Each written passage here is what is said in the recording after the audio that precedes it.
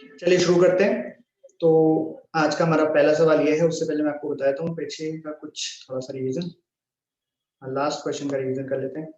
इसमें हमें निकालना था मैक्सिमम एक्सटेंशन कितना होगा स्प्रिंग में। तो मैंने आपको दो मेथड बताए थे मैकेनिकल एनर्जी कंजर्वेशन लगाने के, एक तो ग्राउंड के रिस्पेक्ट में और दूसरा सेंटर ऑफ मास के फ्रेम में। आप दोनों में से कुछ भी यूज करें जो आपको कंफर्टेबल लगे, लेकिन आंसर सेम आएगा। ठीक, तो यहाँ पे आप देखो कि इस तरीके से हमने सी फ्रेम के रेस्पेक्ट में इसको मैकेनिकल एनर्जी कंजर्व की। अब इस सवाल में हम ट्राई करते हैं। इस क्वेश्चन में भी आपको इनिशियली क्या दिया हुआ है कि स्प्रिंग है और स्प्रिंग इनिशियली नॉर्मल लेंथ में है और ब्लॉक इधर 3m है, इधर 2m है, दोनों पे इधर v वेलोसिटी दे दी है। ये भी इधर v वेलोसिटी से जा रहा है, ये भी इधर v वेलोसिटी जा रहा है। ये यहाँ पे स्प्रिंग में एक्सटेंशन आता जाएगा। कब तक आएगा? जब तक स्प्रिंग मैक्सिमम अपने एक्सटेंशन पे ना पहुंच जाए। ठीक है, तो मैक्सिमम एक्सटेंशन पे क्या होता है? तो देखो मैंने आपको ले लिखा है ड्यूरिंग मैक्सिमम एक्सटेंशन और मैक्सिमम कंप्रेशन, दोनों में ही यही केस होता है। क्या कि velocity of blocks with respect to centre of mass is equal to 0। या तो हम ऐसा कह सकते हैं कि सेंटर ऑफ मास के रिस्पेक्ट में जो ब्लॉक्स हैं उनकी वेलोसिटी 0 हो जाती है, या दूसरा हम ये भी कह सकते हैं कि both the particles move with same velocity with respect to the ground. अच्छा, इसको समझने के लिए, ये बात समझाने के लिए हमने इतने सारे कल केसेस डिस्कस किए थे, याद है आपको? तो देखो यहाँ पे मैक्सिमम एलोंगेशन आया, मैक्सिमम एक्सटेंशन आया, तो यहाँ पे आप देख रहे हो कि सेंटर ऑफ मास के रिस्पेक्ट में जो वेलोसिटी है वो तो 0 हो गई और ग्राउंड के रिस्पेक्ट में वेलोसिटी सेम हो जाती है। राइट, खैर ये कॉन्सेप्ट है। अब आपको पता होना चाहिए कि यहाँ पे हम क्या यूज कर सकते हैं। यहाँ पे हम मैकेनिकल एनर्जी कंजर्वेशन यूज करेंगे। अब मैकेनिकल एनर्जी कंजर्वेशन लगाने के दोनों तरीके हो सकते हैं, या तो आप सेंटर ऑफ मास के फ्रेम में लगाओ या ग्राउंड के रिस्पेक्ट में लगाओ। तो ग्राउंड के रिस्पेक्ट में तो आप आसानी से लगा सकते हो, बहुत बार लगा चुके हैं। मैं आपको यहाँ पे सेंटर ऑफ मास के फ्रेम में लगाना बता देता हूँ एक और बार। तो इन फ्रेम ऑफ सेंटर ऑफ मास या सी फ्रेम से बोलेंगे, तो यहाँ लिखूंगा मैं kinetic energy initial plus potential energy initial बराबर के फाइनल प्लस यू फाइनल। तो पोटेंशियल एनर्जी तो जो होती है वही होती है, बस काइनेटिक एनर्जी में चेंज आता है। तो मैं यहाँ पे आपको फॉर्मूला लिख देता हूँ। काइनेटिक एनर्जी का सेंटर ऑफ मास के रिस्पेक्ट में दो पार्टिकल के लिए हम लिखते हैं हाफ म्यू वी रिलेटिव का स्क्वायर। ये काइनेटिक एनर्जी होती है सेंटर ऑफ मास के फ्रेम में, इसका डेरिवेशन हम कर चुके हैं। तो सबसे पहले इनिशियल की बात कर लेते हैं। तो इनिशियली देखो ध्यान से, तो आप लिखोगे हाफ, चलो हाफ की जगह हाफ लिख दोगे। आप लिखोगे म्यू, म्यू में आपको कैलकुलेट कर दूंगा अभी साइड से। म्यू क्या होता है? रिड्यूस्ड मास, राइट? m1 m2 पर m1 प्लस m2, तो अभी म्यू की जगह म्यू रख लेता हूँ। v रिलेटिव कितना रखूंगा? इनिशियली। तो ये ब्लॉक इधर v से जा रहा है, इधर भी v से जा रहा है, तो v minus of minus v कितना हो जाएगा? 2v। तो क्या लिखूंगा मैं यहाँ पे? 2v का स्क्वायर। और इनिशियली स्प्रिंग नॉर्मल लेंथ में है, तो कोई भी इसमें पोटेंशियल एनर्जी नहीं है, तो 0। अब काइनेटिक एनर्जी फाइनल, तो फाइनली काइनेटिक एनर्जी में हम जानते हैं कि कितनी हो जाएगी final kinetic energy centre of mass के रिस्पेक्ट में। हम यहाँ लिखेंगे v रिलेटिव का स्क्वायर, जो कि आ जाएगा 0, क्योंकि अभी भी मैंने आपको बताया कि मैक्सिमम एक्सटेंशन या मैक्सिमम कंप्रेशन के केस में दोनों पार्टिकल सेम वेलोसिटी से चलते हैं ग्राउंड के रिस्पेक्ट में। तो जब इनकी रिलेटिव वेलोसिटी निकालेंगे तो 0 आएगी। या फिर हम यहाँ से भी देख सकते हैं डायरेक्टली कि सेंटर ऑफ मास के रिस्पेक्ट में उनकी वेलोसिटी 0 हो जाएगी, तो उनकी काइनेटिक एनर्जी भी कितनी रहेगी? सेंटर ऑफ मास के रिस्पेक्ट में 0 ही हो जाएगी। ऑब्वियस है, हम यहाँ पे mechanical energy conservation centre of mass के रिस्पेक्ट में लिख देते हैं। काइनेटिक एनर्जी किसके रिस्पेक्ट में डालनी पड़ेगी? सेंटर ऑफ मास के रिस्पेक्ट में। ठीक है, प्लस यू फाइनल। तो यहाँ यू फाइनल कितना हो जाएगा? हाफ के एक्स मैक्स का square. Because final potential energy क्या होगी जब ये मैक्सिमम एक्सटेंशन हो जाएगा स्प्रिंग में। यहाँ से हम म्यू की वैल्यू निकाल लेते हैं। म्यू बराबर m1 m2 पर m1 plus m2। m1 m2 कितना है? 3m 2m। तो यहाँ हो गया 6m स्क्वायर अपॉन 5m, तो आ गया 6m अपॉन 5। ये म्यू की वैल्यू आ गई। इसको पुट करो और आपका आंसर आ जाएगा। ठीक है, तो यहाँ से मैं निकालना है क्या? x मैक्स निकालना है, तो अब यहाँ पे वैल्यू पुट कर दो सारी। Half into 6m upon 5 into 4v square बराबर हाफ के x मैक्स का स्क्वायर। तो यहाँ से x मैक्स की वैल्यू कितनी आ रही है बताओ?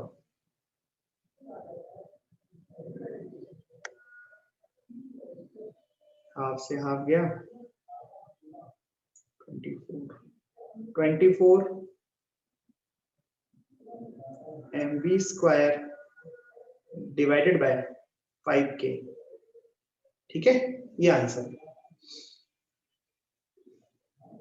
बोले किसी को कोई डाउट इसमें? तो ये मैंने आपको रिवीजन के हिसाब से करा दी कि आप पुराना करेक्ट हो जाएगा कि हाँ भाई यहीं छोड़ के गए थे, यहीं से हमने स्टार्ट किया। चलिए, तो हमने दो बातें सीखी क्या, कि ड्यूरिंग द मैक्सिमम एक्सटेंशन और द मैक्सिमम कंप्रेशन, अधिकतम खिंचाव या अधिकतम दबाव की स्थिति में हम ये भी कह सकते हैं कि सेंटर ऑफ मास के रिस्पेक्ट में ब्लॉक्स की वेलोसिटी 0 हो जाएगी, या ये भी कह सकते हैं कि दोनों पार्टिकल सेम वेलोसिटी से मूव करेंगे विद रिस्पेक्ट टू ग्राउंड, और वो वेलोसिटी किसके बराबर होती है, सेंटर ऑफ मास की वेलोसिटी के बराबर होती है। देखो यहाँ पे both the particles move with same velocity, और वो वेलोसिटी किसके बराबर होती है, velocity of centre of mass के बराबर।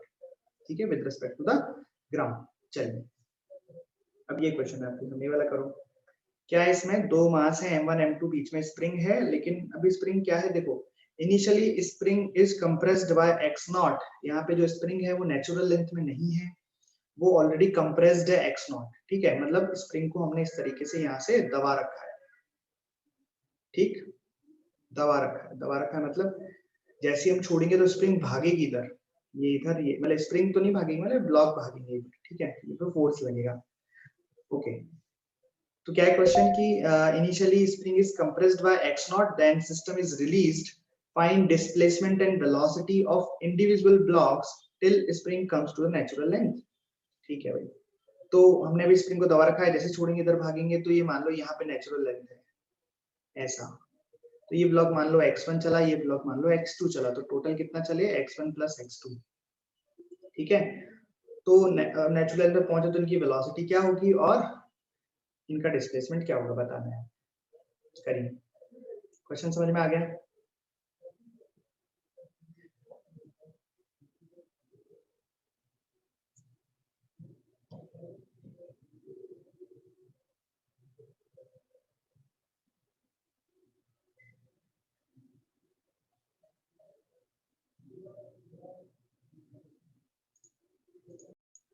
चलिए सॉल्व करते हैं। देखो मैंने डायग्राम बना लिया, ये इनिशियल है, इनिशियली जब ये एक्स नॉट कंप्रेस्ड है, उसके बाद ये फैलेंगे, मतलब जैसे हम छोड़ेंगे तो ये ब्लॉक इधर जाएगा, ये ब्लॉक इधर जाएगा, तो मान लो कि इतना चल गया और ये वाला इतना चल गया, और स्प्रिंग किसमें आ गई, नेचुरल लेंथ में अभी स्प्रिंग आ चुकी है। ठीक है, तो ये वाला जो ब्लॉक है वो इधर x1 चल चुका है, और ये वाला जो ब्लॉक है इधर x2 चल चुका है। अच्छा, यहाँ पे भी हम देखें तो क्या एफ नेट फोर्स लग रहा है, कोई नेट फोर्स बाहर से एक्सटर्नल फोर्स लग रहा है क्या? तो हम कह सकते हैं कि नहीं, यहाँ पे एक्स डायरेक्शन में कोई भी एक्सटर्नल फोर्स नहीं लग रहा है, वाई में भी नहीं लग रहा है, लेकिन वाई से भी कोई खास मतलब नहीं, क्योंकि ब्लॉक यहाँ पे एक्स में मूव कर रहे हैं। तो एफ नेट एक्सटर्नल कितना है, 0, तो यहाँ पे हम मोमेंटम कंजर्वेशन लगा सकते हैं। ठीक है, तो क्या लगा सकते हैं, मोमेंटम कंजर्वेशन, यानी कि delta p is equal to constant. ठीक है, और साथ ही में मैं कह सकता हूँ कि हाँ भाई, जो फोर्स लगेगा इंटरनली, जो फोर्स लग रहा है वो भी कौन सा, स्प्रिंग फोर्स है। तो स्प्रिंग फोर्स है, तो इसलिए हम यहाँ पे मैकेनिकल एनर्जी कंजर्वेशन लगा सकते हैं। तो यहाँ पे मोमेंटम कंजर्वेशन भी लग सकता है और मैकेनिकल एनर्जी कंजर्वेशन भी लग सकता है। ये आपको क्वेश्चन बताएगा, मतलब ये जो लिखा हुआ है ये नहीं बताएगा, जो सिचुएशन दे रखी है वहां से आपको पता लगेगा कि हम क्या क्या इक्वेशन इसमें यूज कर सकते हैं। तो इसमें हम लीनियर मोमेंटम कंजर्वेशन लगा सकते हैं because there is no external force, और यहाँ एनर्जी कंजर्वेशन लगा सकते हैं बिकॉज जो फोर्स है इंटरनली वो भी कैसा है, स्प्रिंग फोर्स है। ठीक है, तो सबसे पहले हम निकालते हैं वेलोसिटी। तो यहाँ पे स्प्रिंग ऑलरेडी कितना कंप्रेस्ड है, यहाँ पे दे रखा है कि x नॉट कंप्रेस्ड है स्प्रिंग। ठीक है, तो ये इनिशियल और ये फाइनल।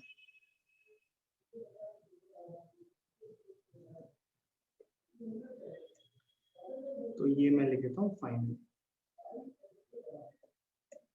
ये हो गया फाइनल। तो सबसे पहले हम बात करते हैं लीनियर मोमेंटम कंजर्वेशन की, लीनियर मोमेंटम की इक्वेशन इस पे लिखते हैं। लिखिए, तो इनिशियली जब हम देख रहे हैं तो यहाँ पे कोई वेलोसिटी नहीं है इनके पास, हमको जस्ट छोड़ा है, तो यहाँ पे वेलोसिटी है 0, इसकी भी वेलोसिटी है 0, और स्प्रिंग कंप्रेस्ड है x नॉट। लेकिन जब ये पार्टिकल नॉर्मल लेंथ में आ गए तो गारंटेड इनकी वेलोसिटी कुछ यहाँ पे v1 और इसकी कुछ v2 हो गई होगी, राइट। तो अगर मैं लीनियर मोमेंटम कंजर्वेशन लगाता हूं तो मैं लिखूंगा P initial is equal to P final, और मैं x डायरेक्शन में इसे लिख रहा हूं, मैं लिखता हूं इन x डायरेक्शन।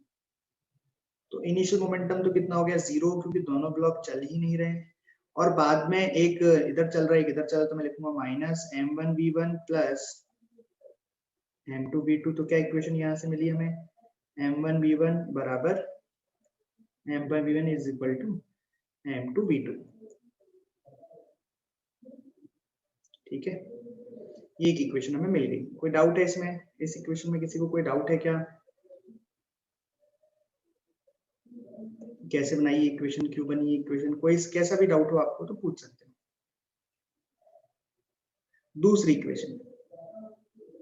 इक्वेशन हम लगे, तब देखो यहाँ पे अननोन कितने हैं, 2 अननोन है, अननोन 2 है, तो सॉल्व कैसे करें भाई, वेलोसिटी निकालनी है, दोनों के पास होगी, तो एक और इक्वेशन चाहिए हमें। तो एक और इक्वेशन कहाँ से बनेगी, एक और इक्वेशन बनेगी मैकेनिकल एनर्जी कंजर्वेशन से। तो लिखता हूँ मैकेनिकल एनर्जी कंजर्वेशन। क्या होता है mechanical energy conservation, kinetic energy initial plus potential energy initial बराबर के फाइनल प्लस यू फाइनल। बताइए काइनेटिक एनर्जी इनिशियल कितनी हो जाएगी 0, बिकॉज दोनों ही ब्लॉक नहीं चल रहे हैं। काइनेटिक अच्छा पोटेंशियल एनर्जी इनिशियल कितनी हो जाएगी हाफ के एक्स नॉट का square, because spring x not compressed है, अगर स्प्रिंग एक्स नॉट कंप्रेस्ड है तो हाफ। काइनेटिक एनर्जी फाइनल कितनी हो जाएगी, दोनों ब्लॉक के पास वेलोसिटी आ गई, तो हाफ m1 v1 का square plus half m2 v2 का स्क्वायर। ये क्या हो गई फाइनल काइनेटिक एनर्जी, राइट, दोनों के पास वेलोसिटी आ गई, दोनों ब्लॉक के पास, तो हमने काइनेटिक। अच्छा प्लस फाइनल पोटेंशियल एनर्जी कितनी हो जाएगी 0, क्यों, क्योंकि अब स्प्रिंग किस में आ चुकी है अपने नॉर्मल लेंथ में, तो अगर स्प्रिंग नॉर्मल लेंथ में आ गई तो उसके पास कोई पोटेंशियल एनर्जी नहीं है।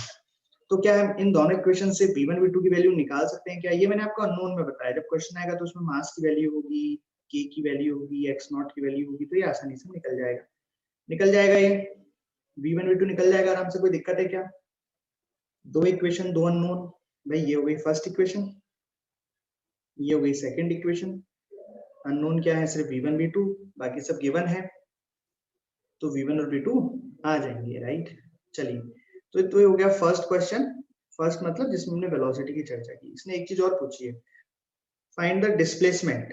अच्छा मैंने अभी वेलोसिटी की बात कर ली, find the displacement of the particle, मतलब हमें ये x1 x2 भी निकालना है। मैंने यहाँ पे गलती से x2 लिख दिया दोनों से, ये हो जाएगा x1, ठीक है। तो ये वाला ब्लॉक कितना चला है, m1 वाला x1 चला है, m2 ब्लॉक x2 चला है, ये x1 और x2 क्या होंगे ये भी हमें फाइंड करना है। तो चलिए बताइए, क्या एक इक्वेशन में ये लिख सकता हूँ क्या, देखिए ध्यान से, अब मैं डिस्प्लेसमेंट सॉल्व कर रहा हूँ, तो एक इक्वेशन में लिख सकता हूँ क्या x1 plus x2 is equal to x naught. कैसे लिखी मैंने इक्वेशन, यहाँ पे कोई भी मैंने कंजर्वेशन का लॉ वॉ नहीं लगाया है, सिंपल कि भाई देखो ये नॉर्मल लेंथ है, राइट, नॉर्मल लेंथ मतलब स्प्रिंग ना तो खिंची हुई है ना ही दबी हुई है, ठीक है। और यहाँ पे ये स्प्रिंग x नॉट दबी हुई है अपनी नॉर्मल लेंथ नेचुरल लेंथ से, x नॉट दबी हुई है, ठीक है। तो अभी स्प्रिंग x नॉट कंप्रेस्ड है और इस स्थिति में x नॉट कंप्रेस्ड नहीं है, और ये ब्लॉक इधर x1 इधर x2 चले हैं, मतलब क्या, ये जो x1 है x1 प्लस x2 मिलके x नॉट रहा होगा, राइट। बोलो ये बात समझ में आई कि नहीं, भाई यहाँ पे दबी इतनी है, अब ये बिल्कुल नहीं दबी है, मतलब जो दबी थी कितना दबी थी x1 प्लस x2, वो x नॉट के बराबर होने चाहिए क्या। सिंपल इक्वेशन समझ में आई। चलिए एक इक्वेशन तो ये आपको समझ में आ गई, जिसने रिलेशन दे दिया x1 प्लस x2 बराबर x नॉट। अब दूसरी इक्वेशन सुनना ध्यान से, ये इक्वेशन हम ऑलरेडी बहुत बार पढ़ चुके हैं, आपको कराया मैंने, m टोटल बराबर delta x of centre of मास बराबर m1 delta x1 plus m2 delta x2। याद करो ये इक्वेशन, देखिए सी लग रही है, कितनी बार किए, कितने सारे क्वेश्चंस किए इस पे हमने, कि एक प्लांक है उस पे एक आदमी चलना स्टार्ट करता है, वो बीच में आ जाता है तो प्लांक कितना चलेगा, वो सब हमने इसी से किया है ना। एक बम फेंका था हवा में फूट गया था, तो दूसरा पार्टिकल कितनी दूर जाके गिरेगा, जब भी डिस्प्लेसमेंट से बात होती है तो हम यही वाली इक्वेशन यूज करते हैं, ठीक। ओके तो बताइए, सबसे पहले हम बात कर लेते हैं कि यहाँ पे सेंटर ऑफ मास का डिस्प्लेसमेंट क्या रहा होगा। तो बताओ भाई, क्या एफ नेट 0 है, हाँ जी एफ नेट 0 है, मतलब acceleration of the centre of मास क्या है 0, बहुत बढ़िया। आप बताइए क्या initial velocity of centre of मास कितनी होगी? तो आप फॉर्मूला लगाओगे VCOM बराबर m1v1 plus m2v2 plus m, तो वो जीरो ही आएगी, तो VCOM भी जीरो आ गया। मतलब क्या क्या आ गया कि भाई एफ नेट जीरो है, हाँ जी एफ नेट जीरो नहीं, मैं लिख देता हूँ कि एफ नेट भी जीरो है और वेलोसिटी ऑफ सेंटर ऑफ मास भी जीरो है, मतलब डिस्प्लेसमेंट ऑफ सेंटर ऑफ मास भी क्या होगा? जीरो होगा, राइट। ओके, अब इक्वेशन वैल्यू रख दें, रख दो। तो ये वाला टर्म तो हो गया जीरो बराबर m1, मास 1 का डिस्प्लेसमेंट कितना हुआ है? m1 का डिस्प्लेसमेंट हुआ है x1 पर, इस डायरेक्शन में हुआ है, तो क्या लिखेंगे? माइनस x1 प्लस m2 का डिस्प्लेसमेंट x2 है, पॉजिटिव है, तो ये आ गया। तो यहाँ से भी दो इक्वेशन मिल गई हमें, m1 x1 बराबर m2 x2, राइट। ये दूसरी इक्वेशन मिल गई है ना। अब दो इक्वेशन को सॉल्व कर सकते हैं हम। भाई यहाँ से हम x1 की वैल्यू निकाल के ऊपर डाल देंगे तो x2 की वैल्यू, यहाँ से x1 की वैल्यू बताओ कितनी आ गई? ये आ गई m2 upon m1 into x2, इसको बोल देते हैं, ये दूसरी इक्वेशन है, ठीक। अब सोचो, इस x1 की वैल्यू अगर मैं यहाँ रख देता हूँ, x1 की वैल्यू अगर मैं यहाँ रख देता हूँ, तो क्या x2 की वैल्यू आ जाएगी क्या? हाँ बिल्कुल आ जाएगी, रख दो फिर। तो x1 की वैल्यू वहां रख दी, तो कितना बन जाएगा? m2 upon m1 x2 plus x2 बराबर x0, यहाँ से x2 कॉमन निकाला, तो ये बन गया m2 plus m1 upon m1 बराबर x0, तो यहाँ से x2 बराबर आ गया m1 x0 upon m1 plus m2, right. और ऐसे ही सिमेट्री, मतलब मैथमेटिकल सिमेट्री, मतलब जैसे ये आया वैसे मैं कह सकता हूँ कि x1 आएगा m2 upon m1 plus m2 into x1। कैसे निकाला? कैसे निकाला भाई? ये जो x2 की वैल्यू है, x2 की वैल्यू को यहाँ रख दी, तो x1 आ गया, ठीक है। आ गया समझ? किसी को कोई डाउट है इस क्वेश्चन में? देख लो।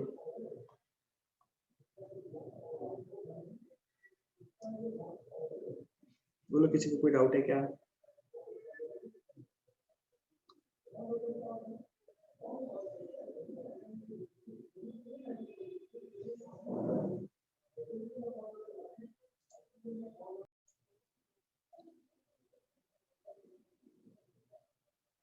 चलिए वाला क्वेश्चन करना है। इसमें क्या है ना कि जो स्प्रिंग है इनिशियली नेचुरल लेंथ में है और कोई वेलोसिटी भी नहीं दी है हमने, हमने फोर्स लगा दिया है, एफ फोर्स इधर लगा दिया है एम पर। बताना है find maximum extension in the spring. ये फोर्स लगातार एफ लगा हुआ है, कांस्टेंट फोर्स है एफ, ये लगातार इस सिस्टम पर लगा हुआ है। आपको बताना है कि स्प्रिंग में मैक्सिमम एक्सटेंशन क्या होगा। यहाँ पे भी जो स्प्रिंग है वो इस तरह से ऑसिलेट करते हुए आगे बढ़ते जाएगी, तो किसी मोमेंट पर इसमें एलोंगेशन होगा कि कभी नॉर्मल लेंथ पे आएगी, कभी कुछ होगा। तो आपको वो बताना है कि जब भी ये मैक्सिमम एक्सटेंशन पे आए तो क्या होगा, मैक्सिमम एक्सटेंशन क्या होगा, ये बताना है आपको, ठीक है।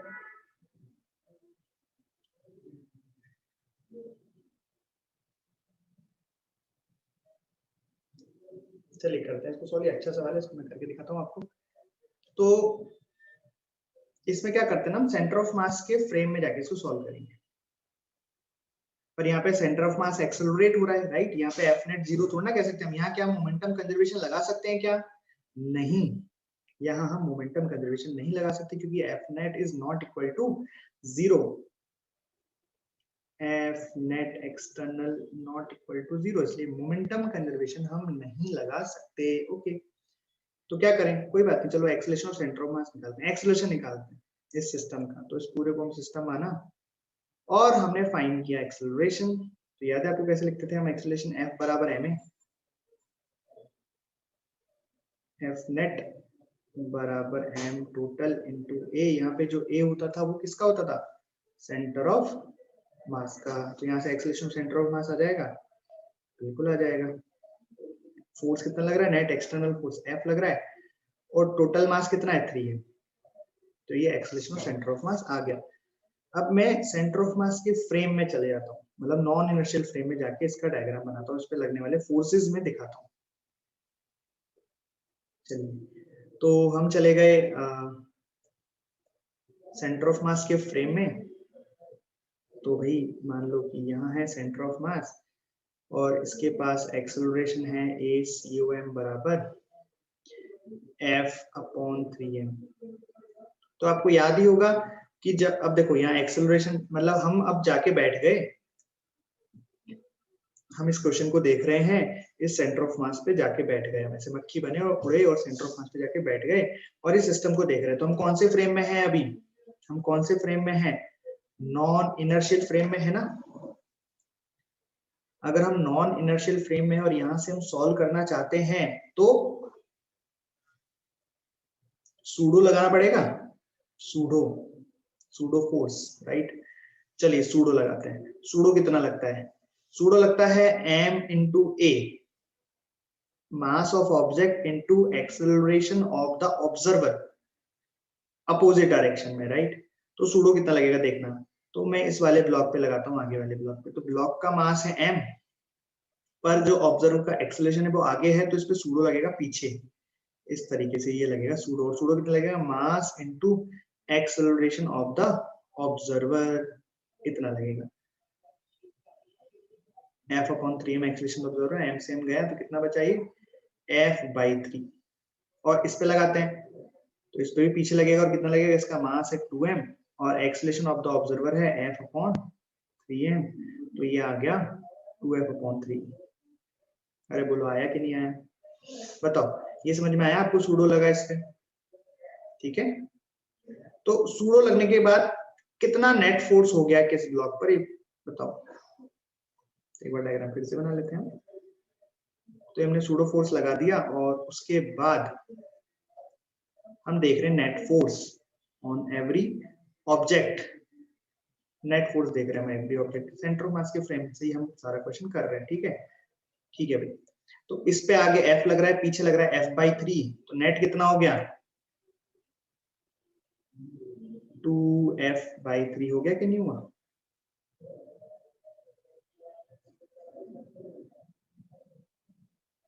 हो गया।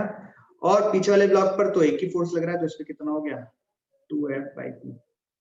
देखो हम सेंटर ऑफ मास के फ्रेम में क्यों आए, याद करो। एक बार मैंने आपको भी थोड़े दिन पिछली क्लास में एक बात बताई थी कि सेंटर ऑफ मास के फ्रेम से हमेशा हम मोमेंटम कंजर्वेशन लगा सकते हैं, क्योंकि सेंटर ऑफ मास के फ्रेम में हमेशा, देखो ये in center of mass frame total external force on the system is always zero including pseudo, मतलब pseudo वुडो सब मिला के net force on the system zero हो जाता है। और in the frame of center of mass we always apply moment, total momentum system is always zero in the frame of center of mass, ठीक है। और net force भी कितना होता है, जीरो। देखो यही प्रूव करने के लिए मैंने यहाँ पे लिखा है, देखो ध्यान से। यहाँ पे मैं सेंटर ऑफ मास के फ्रेम में गया, हाँ जी गया। मैंने सेंटर ऑफ मास के फ्रेम में जाके इन पर नेट फोर्स लिखे, हाँ जी लिखे। ये आ गए नेट फोर्स। इस ब्लॉक पर आगे लग रहा है 2F/3, इस ब्लॉक पर पीछे लग रहा है 2/3। अब बताओ अगर मैं इन दोनों को सिस्टम लूं तो सेंटर ऑफ मास के फ्रेम में इस पर F net 0 आ गया कि नहीं आया, F net is equal to 0 आ गया कि नहीं आया, आ गया ना। एकदम जनरल लिया था हमने तो फिर भी आ गया। तो वो स्टेटमेंट मैंने यहाँ पे प्रूव किया है, अभी दिखाया था मैंने आपको स्टेटमेंट की। इन वहां पे तो मैंने मैथमेटिकली उसको प्रूव किया था डिफरेंशिएट करके, यहाँ हमने डायग्राम बना के और फिजिक्स लगा के और एक एग्जांपल देख लिया उसका कि किस तरीके से ऐसा होता है। तो हमेशा ऐसा होगा सेंटर ऑफ मास फ्रेम में, इन frame of centre of mass total force on the system including pseudo will always zero. अरे बात समझ में आई क्या। तो अब सेंटर ऑफ मास के फ्रेम में ही करेंगे हम, ठीक है। अब सेंटर ऑफ मास के फ्रेम में हम कर रहे हैं, देखो भैया सेंटर ऑफ मास के फ्रेम में ये तो मैंने इनिशियल सिचुएशन बना ली, ये सब इनिशियल सिचुएशन है। अब वो डायग्राम अलग अलग बना दी इसलिए ऐसा लग रहा है, पर ये कैसी सिचुएशन है, इनिशियली तो है, इनिशियल में तो दिया हमको ऐसा, इनिशियल है ना। ये भी क्या है, इनिशियल। अरे बोलो भाई, देखो इसी का ही तो है। इसी में मैंने पहले एक्सेलरेशन सेंटर ऑफ निकल के सेंटर ऑफ मास के रिस्पेक्ट में फोर्सेस लिखे और उनको नेट लिखा अच्छे से बना के, तो ये इनिशियल है। तो ये इनिशियल हो गया। अब फाइनल सिचुएशन क्या होगी, फाइनल सिचुएशन क्या होगी, तो फाइनल सिचुएशन कुछ ये होगी। हाँ भाई, फाइनल सिचुएशन क्या होगी देखो कि भाई अब सेंटर ऑफ मास के फ्रेम में देख रहे हैं नेट फोर्स 0 आ गया, तो देखो अब क्या होगा बताओ। हम सेंटर ऑफ मास पे बैठे हैं, हमें क्या दिख रहा है कि इधर भी 2f/3 लग रहा है, इधर भी 2f/3 लग रहा है, तो क्या होगा, ये ब्लॉक इधर खिंचता हुआ चला जाएगा, ये ब्लॉक इधर खिंचता हुआ चला जाएगा। और कब तक खिंचेंगे, जब तक कि इनकी वेलोसिटी 0 ना हो जाए। अरे सेंटर ऑफ मास के फ्रेम में मैक्सिमम एक्सटेंशन पर वेलोसिटी कितनी रहती है, 0, राइट, है ना। मतलब ये जो ब्लॉक है इन पे फोर्स तो लग रहा है और इस तरह से ही खिंचते चले जाएंगे, खिंचते चले जाएंगे। कब तक खिंचेंगे बताओ, जब तक कि इनकी वेलोसिटी क्या ना हो जाए, 0 ना हो जाए, तब तक ये इस तरह से खिंचते चले जाएंगे, राइट।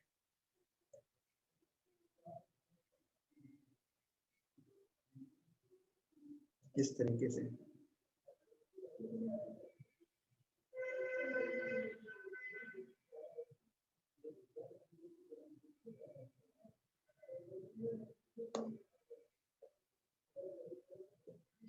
ठीक है, ये कुछ स्थिति हो गई ऐसी। मतलब ये अब देखो ये क्या आ गया, मैक्सिमम एलोंगेशन वाली स्थिति बन गई है ना, मैक्सिमम एक्सटेंशन बोल दो या एलोंगेशन बोल दो, ठीक।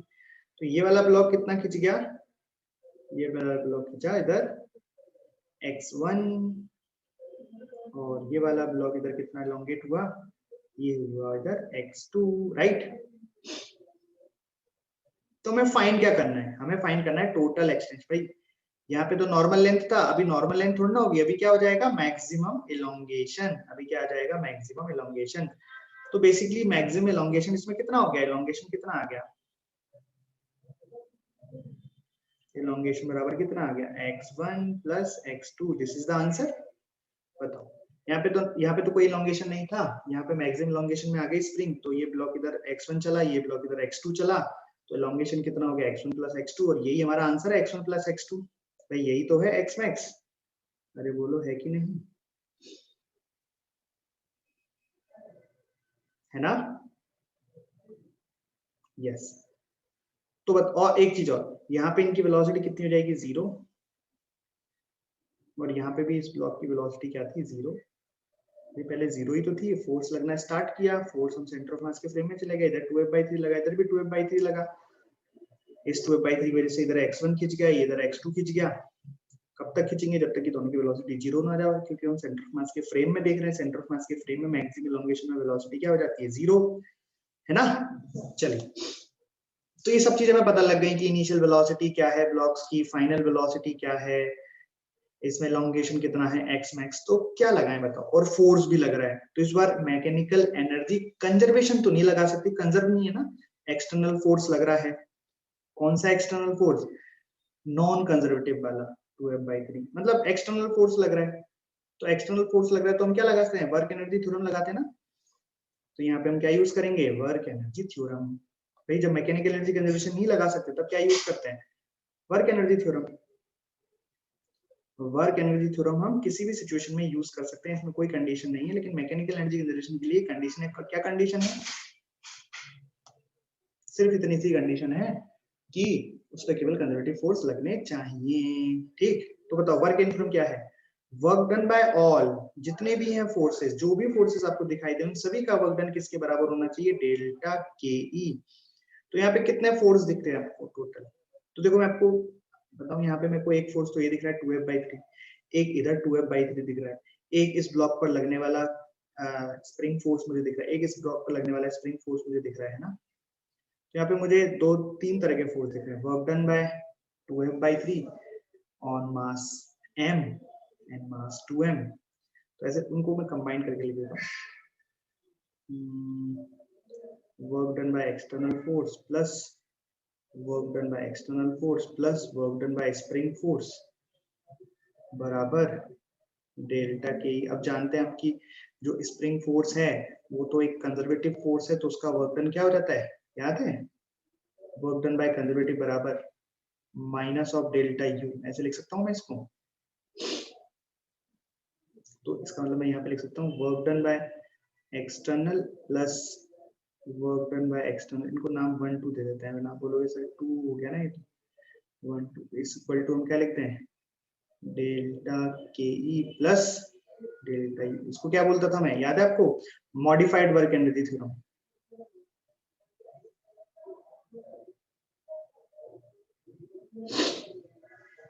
ठीक, ओके। अब कोई दिक्कत नहीं, अब जल्दी जल्दी लिख दो। तो सबसे पहले मैं इसका वर्क डन ले लेता हूँ। यहाँ फोर्स कितना लग रहा है 2F/3, इसकी वजह से डिस्प्लेसमेंट कितना हुआ x2, तो टोटल वर्क डन कितना हो गया F into x 2F/3 into x1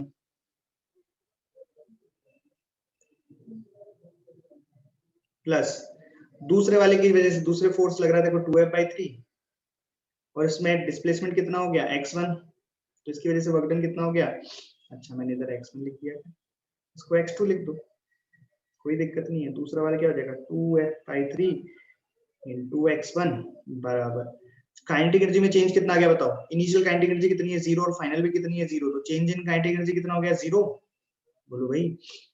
देखो यहाँ पे इनिशियल में भी ब्लॉक्स नहीं चल रहे थे, फाइनली भी ब्लॉक नहीं चल रहे हैं, है ना, ओके।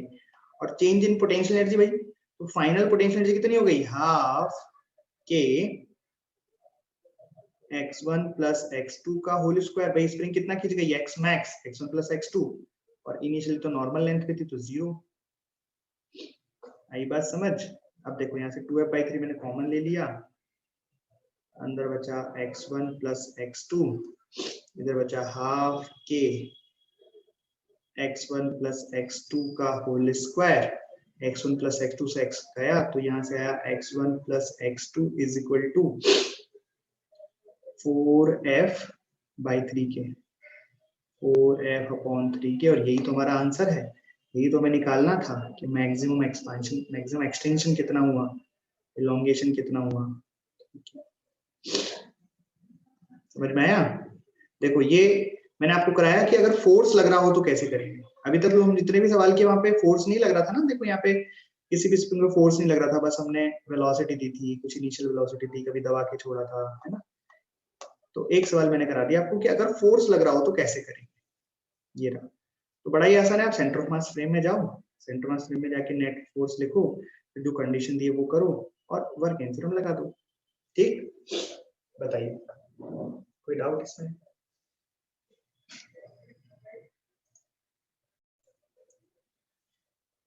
ओके, तो हमने देखो अभी सेंटर ऑफ मास का लगभग आधा पार्ट हमने कंप्लीट कर लिया है, मोमेंटम कंजर्वेशन एनर्जी कंजर्वेशन के सवाल कैसे थे वो कर लिए।